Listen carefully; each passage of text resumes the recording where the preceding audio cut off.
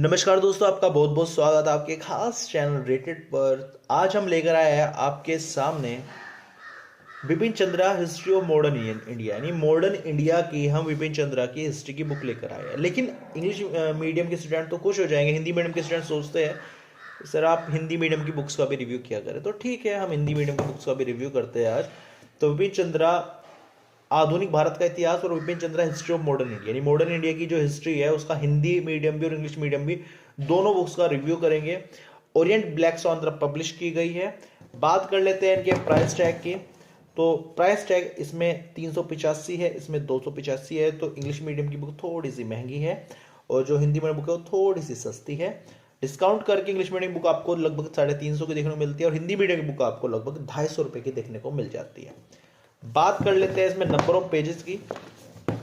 तो सबसे पहले इंग्लिश मीडियम की जो बुक है उसमें नंबर ऑफ पेजेस 350 से 351 देखने को मिलते हैं। इसमें आपको 356 पेज देखने को मिलते हैं। अब बात कर लेते हैं इसके अंदर की विषय सूची की। तो हम हिंदी मीडियम और इंग्लिश मीडियम की बात करें, दोनों में सेम चीज है।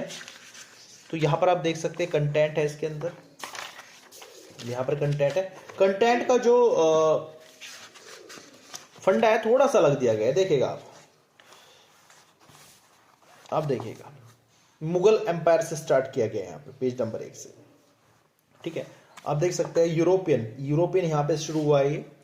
ठीक है ना, 18th जो हमारी सदी थी, 18वीं सदी थी, उसका नहीं दिया गया है। इससे पहले बस एक चीज ऐड हुई है, the decline of Mughal empire. जो मुगल एम्पायर था उसका मतलब एक तरीके से पतन किस प्रकार हो बताया गया है। तो इस चीज में एक्स्ट्रा है। बाकी हम देख सकते हैं कि टोटल ओवरऑल इनके अंदर भी जो टॉपिक्स है उनको भी थोड़ा डिटेल में बताया गया है। बाकी जो मेन हेडिंग है वो सेम ही है, आप देख सकते हैं यहाँ पर बस 14 हेडिंग है यहाँ पे आपकी, और यहाँ पे आपकी 13 हेडिंग है। बस एक हेडिंग ये ऐड हुई है इसके अंदर कि जो मुगल है अंपायर उसका पतन किस प्रकार हुआ। ठीक है, तो ये चीज में बताई गई है। फिलहाल हम हिंदी जो बिपिन चंद्रा बुक है इसका रिव्यू करेंगे और सेम चीज के अंदर अब आपको देखने को मिलेगी कंटेंट से अलग। सबसे पहले विषय क्रम की बात कर लेते हैं। विषय में क्रम में यानी आपको कंटेंट में क्या क्या देखने को मिलता है। सबसे पहले आपको प्राकथन, भूमिका, 18वीं सदी भारत में राज्य और समाज, भारत में यूरोपियों का आगमन, भारत में ब्रिटिश साम्राज्य, आर्थिक नीतियां और प्रशासनिक ढांचा, ब्रिटिश भारत में प्रशासनिक संगठन, सामाजिक तथा सांस्कृतिक नीति, 19वीं सदी के पूर्वार्ध में सामाजिक और सांस्कृतिक जागरण, 1857 का विद्रोह, 1858 के बाद प्रशासनिक परिवर्तन, ब्रिटिश शासन का आर्थिक प्रभाव, भारत में राष्ट्रीय आंदोलन 1858 से 1905 तक, धार्मिक और सामाजिक सुधार 1858 के बाद, राष्ट्रवादी आंदोलन, उग्र राष्ट्रवाद का विकास 1905 से 1918, स्वराज्य के लिए संघर्ष 2, नई शक्तियों का आविर्भाव, और लास्ट में आपको संदर्भिका और अनुक्रमणिका देखने को मिलती है।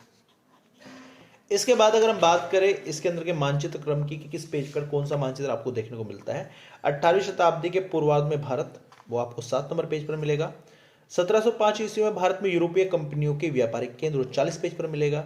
1765 ईस्वी में भारत, वो मिलेगा आपको 54 पेज पर। 1805 ईस्वी में भारत, वो आपको मिलेगा 62 पेज पर। 1857 में भारत, वो आपको मिलेगा 67 पेज पर। बर्मा का अधिग्रहण आपको 168 पेज पर मिलेगा और कांग्रेस अधिवेशन 1885 से 1947 आपको 203 पेज पर देखने को मिलता है। पराकथन यहाँ पर दिया गया है, तो भूमिका आपको दी गई है। तो आपको थोड़ा सा बता दूं यहाँ पर ये थोड़ा सा डाउट बना हुआ है स्टूडेंट्स के मन में कि जो ये भूमिका है इसका नाम चेंज कर दिया गया है, मुगल जैसे महान, द ग्रेट मुगल।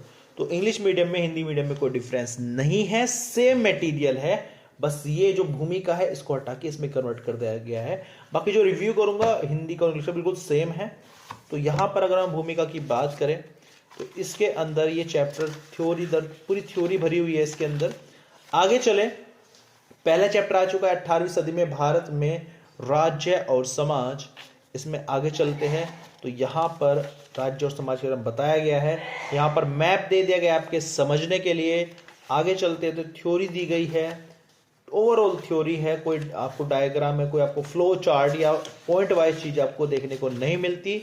किसी प्रकार की जो समरी है वो भी चैप्टर के लास्ट में आपको देखने को नहीं मिलती। यहां पर चैप्टर फिनिश होता है और ठीक यहां से नेक्स्ट चैप्टर स्टार्ट हो जाता है। तो कहने का मतलब है ओवरऑल थ्योरी है, कोई डायग्राम नहीं है सिवाय मैप के, कोई माइंड मैप नहीं है, कोई पॉइंट वाइज चीजें नहीं समझाई गई है।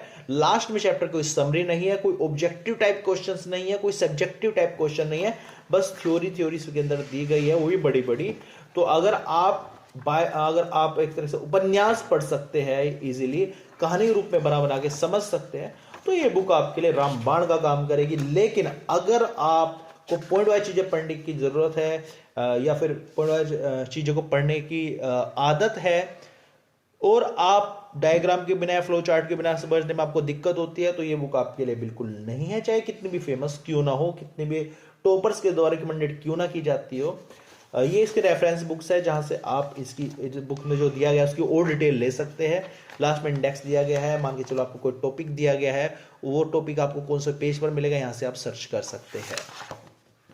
तो ये था बुक रिव्यू आधुनिक भारत का इतिहास बाय विपिन चंद्रा, हिंदी और इंग्लिश दोनों वर्जन में।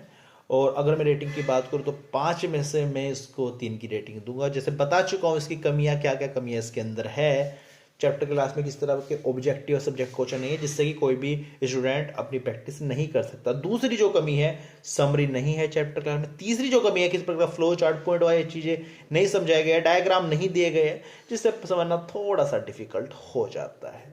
तो ये था बुक रिव्यू आधुनिक भारत का इतिहास, और 5 में से 3 स्टार्स को मिले हैं।